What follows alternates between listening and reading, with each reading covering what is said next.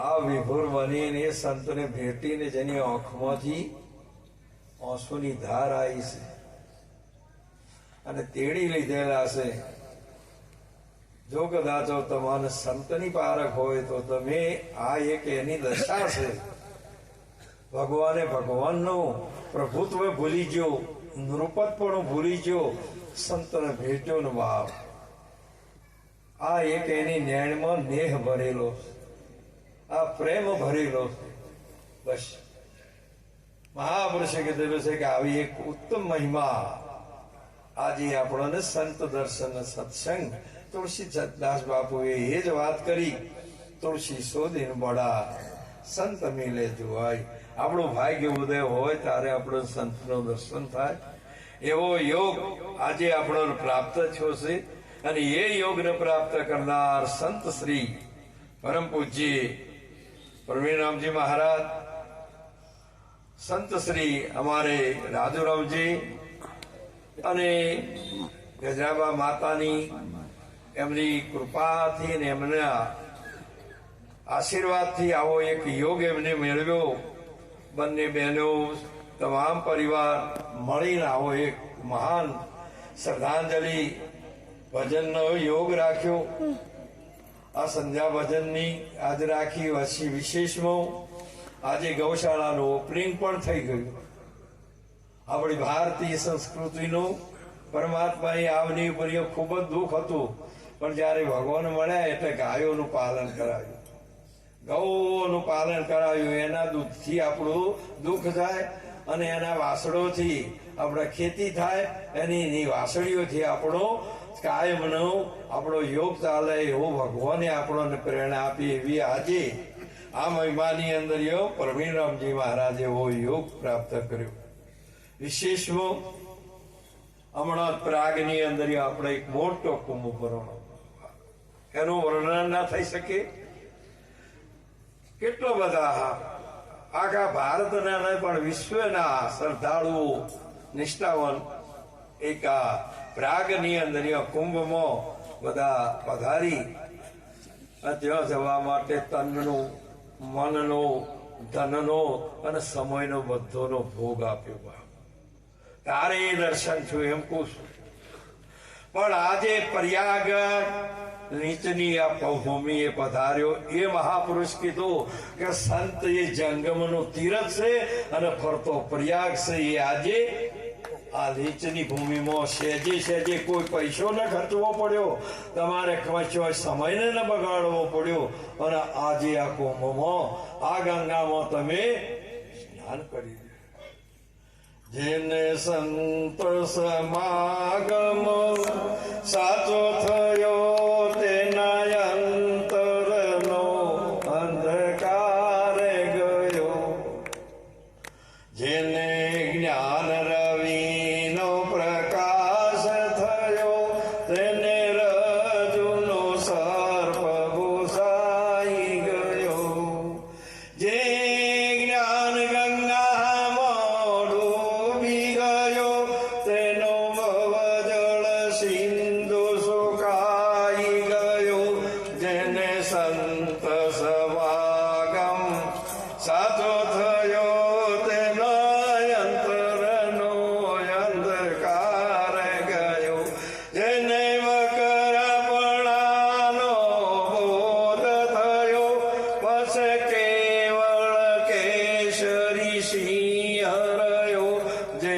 સંત સમાગમ સાચો થયો તેના અંતરનો અંધકાર. નેચરલાજી મહારાજ એ પણ કહેશે, માત મિલે પૂરી તાત મિલે, સુત ભ્રાત મિલે ઇતિ સુખદાયી, રાજ મિલે ગજબાજ મિલે, સબ સાજ મિલે, મન વાંછિત ફળ પાઈ, લોક મિલે વિધિ લોક મિલે और वैकुंठ जाई. કહે સુંદર સબ સુખ મિલે પણ સત્સંગ દુર્લભ ભાઈ. આ મહિમા દુર્લભ છે. આર્ય વાણીનો અને આ જગતની વાતોનો નહીં ભાવ. એ ઘરની વાતો કોઈ ગાયેલી વાત, કોઈ સાચા સંતોની આ વાત છે કે આ બધું મળે એ તમારા શરીરના કર્મથી મળે છે. આ કીધું ને એટલું બધું, પણ સંત મળે એ તમને તમારા ભાગ્યથી મળે. તારે કીધું કે બળો ભાગ્ય મનુષ્ય તને પાવા, સુર દુર્લભ સદગ્રંથ. અને એથી આગળ વાત કરી સંત સમાગમ હરિકથા તુલસી દુર્લભ સુતવિત દ્વારા લક્ષ્મી. પાપીને પણ પેલું તો બધું બધોને હોય છે, એના કર્મનું ફળ મળે. પાપી એ હોય કદાચ મજૂરી કરવા આવે દારૂડિયો, તો તમારે 100 રૂપિયા આલવા પડે, તો એના મજૂરી ના છે. એને ચો વાપરે છે તમારે પછી પગલું ના લેવરાય, એની મજૂરી અપાય. પણ કે ઓનો તો દૂધ લાવજે ને ઓનો ફૂલ લાવજે ને આ સંતોને આવી એને સલાહ ના લાય, એની મજૂરીનો એમાં તમને મળ્યો છે પોતાના પુણ્યના કર્મે આ મનુષ્ય અવતાર. હવે તમારે આ રૂપિયાને જો વાપરવું હોય તમારા હાથની વાત છે. આમાં કોઈની અપીલ ચાલે? હોય બેઠા છો ને તો હોભળવું ન હોભળવું, મનન કરવું ન કરવું, આટલી બધી બૂમો પાડે છે ને તો તમારા હાથની, તમે સ્વતંત્ર છો. હોય કોઈનો હક લાગતો. અને એ સ્વતંત્રનો જો સદુપયોગ થાય તો મહાપુરુષે કીધેલું છે કે પ્રભુના ચરણમાં જાય ને સંતના ચરણમાં. આ એ વાત છે. આ બધી વાતો રૂપાળી પેલા હાકરિયા ચણા પેલા અમને ખાવા જાય ત્યાં મારે કીધું કે હાકરિયા છે ને ખાઈએ ને એટલે પેલા છે ઉપરથી ખાલી મીઠાશ નું ફોતરું હોય ને મોય તો પેલો આકરો. એમ આ ખોટા શબ્દો હાકરીઓ વાળા ના ગણતા. સાચી વાત તો એ છે કે તમે જેટલું ગ્રહણ કરી શકો છો. એ જ ઉભો થઈને બોલે કે બાપુ હવે આ તો માર દો પૂર્ણ થઈ ગયું. પણ કીધું કે આવું બંધ કરે તો સારું. આ બધા વાડચમ જોઈ રહ્યા છે. હમણાં કે છે માથો હલાવો છો કે એવું બંધ કરો, હવે તો મારે જવું છે. મહાપુરુષે કીધેલું છે કે વાતને તમે સમજતો શીખતા નથી. મહાપુરુષે સંત સમાગમ હરિકથા, સંતનો સમાગમ એટલે સત્સંગ. મહાપુરુષે કીધું કે બીને સત્સંગ ના હોય વિવેક, કોઈ દિવસ સત્સંગ સિવાય વિવેક આવે એવો હારો. અહીંથી તમે અહીંયા અમારે હાલ કથા પાલનપુરમાં ચાલે છે ભાગવત. કોઈ જગ્યાએ રામાયણની કથા ચાલે, કોઈ જગ્યાએ શિવજીની કથા ચાલે, દેવી પુરાણની ચાલે, કે ગુરુડ પુરાણની ચાલે, નારદ પુરાણની ચાલે. બધાની કથાઓ બોલો હરિકથા કયા શાસ્ત્રમાં લખેલી છે?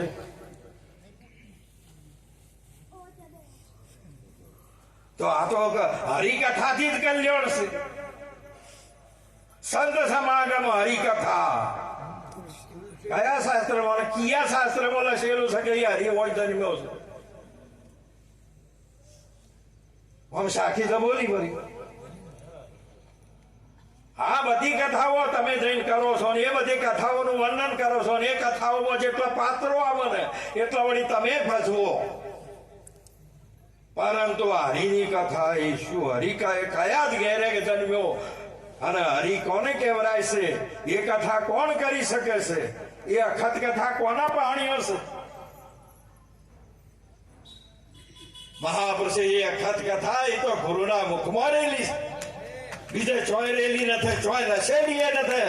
અને કોઈ રસી ના શકે. એ તો સીધે સીધી મહાપુરુષે જેમ માતાનું દૂધ પોતાની જનેતાનું, એ માતા એને ભાળે ને પાત્રમાં આવે, પીનારો એને ભાળે, પાનારો સીધે સીધો એના હૃદયની અંદર ઉતારે છે. તે ગુરુની મહિમા છે. કોઈ કહી ના શકે અને એ વાંચી પણ ના શકે એ મહિમા છે. એ અખત કથા અમરવેદના કોઈ ઉપાસી આ કોરા કાગળ એવો છે એની આ મહિમા છે. બાપ એ વસ્તુનો મહિમા છે. બીજું કોઈ છે? જન્મદાતા ની મહિમા વારંવાર નમન કરવાનું. પણ મોક્ષદાતા એ સદગુરુ સંત છે. જન્મદાતા હોઈ શકે છે ને એની એ માતા પિતા મોક્ષના પણ દાતા હોય છે. પણ એ જ્યારે એ મોક્ષના દાતા કોણ હોય છે? મહાપુરુષે એ પેલા શિક્ષિત છે. અને જે મોક્ષના દાતા છે એ દીક્ષિત છે. જેને ગુરુ પાસેથી દીક્ષા લઈ શક્યા છે તે ઉપદેશ કરી શકે ને આવી એક સાચી વસ્તુ.